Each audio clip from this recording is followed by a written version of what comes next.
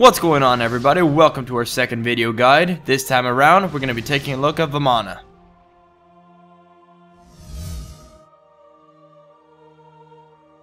Vamana is the definition of an anti-physical carry, especially the way we're going to be building him today.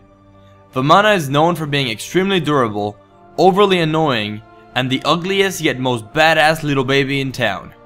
He can be played in the jungle, in the solo lanes, and in the duo lanes. For this guide, we're going to be running him in the duo lane.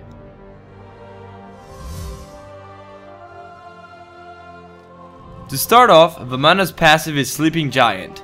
15% of Vamana's physical protection is converted into physical power. Also, if Vamana is not in Colossal form, which is his ultimate ability, this ability will have its cooldown reduced by 2 seconds every time he takes damage from an enemy god. On the other hand, if Vamana is in Colossal form, taking damage from gods will increase the duration of his ultimate up to a maximum of 10 seconds. His first ability is known as Clear the Path. Vamana will sprint forward, knocking enemies in the way and dealing physical damage to them. I'll put a point into it at level 3 and max it last. His second ability is Armored Umbrella. When used, Vamana strikes enemies in a frontal cone with physical damage. I'll put a point into it at level 2 and max it first. Umbrella Rang is Vamana's third ability. He will launch his umbrella in front of him, hitting everyone in its path with physical damage and slowing their movement speed. The umbrella will then return to Vamana, hitting everyone again in its path. I put a point into it at level 1 and max it second. Finally, Vamana's ultimate is Colossal Fury. This little baby will transform into a humongous creature for a minimum of 6 seconds. During this form, Vamana gains increased physical and magical protections, bonus physical power, and he will regen 5% of his maximum HP every second. In addition, his basic attacks will now do splash damage.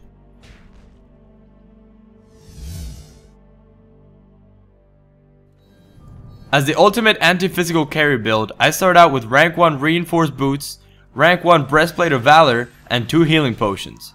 For my final build, I finish off my boots and my breastplate, and I then pick up a void blade, a Hide of the Nemean Lion, a Stone of Gaia, and a Witch Stone. If you're up against a heavy magical team, you can switch the Witch Stone for a Hide of Leviathan. As for the abilities, I grab Heavenly Agility, Creeping Curse, and Purification Beads.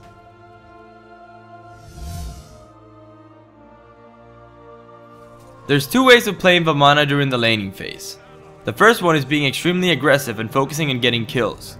To do this, you have to take control of the creep balance. Whenever you see an opportunity to land a slow with your umbrella rank and you have the minion advantage, go aggressive and try to score a kill. The other strategy is to simply push the lane 24/7. For this to work effectively, it is recommended to level umbrella rank first over armored umbrella. The idea behind this is simple. By consistently pushing the lane, you're forcing your opponents back into their towers and reducing the amount of gold that they earn from minions. The best part about this strategy is that even if you get ganked for over pushing the lane, you can simply turn around and use Clear the Path to run back to safety.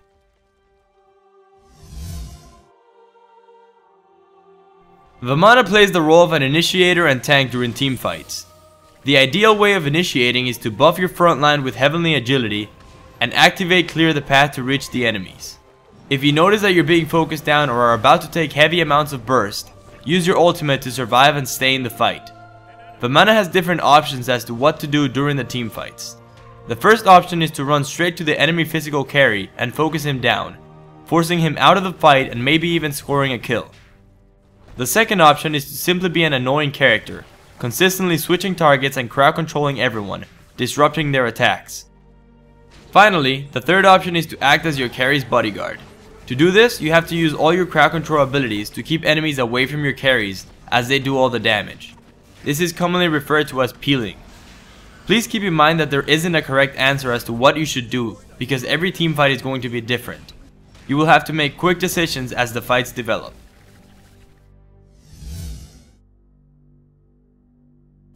Good lane partners for Vamana when going for kills are Sobek and Anubis. Vamana synergizes very well with these gods because of the amount of CC they all share. If you're planning on pushing the lane consistently, good lane partners are Ra and Ao Kuang for obvious reasons.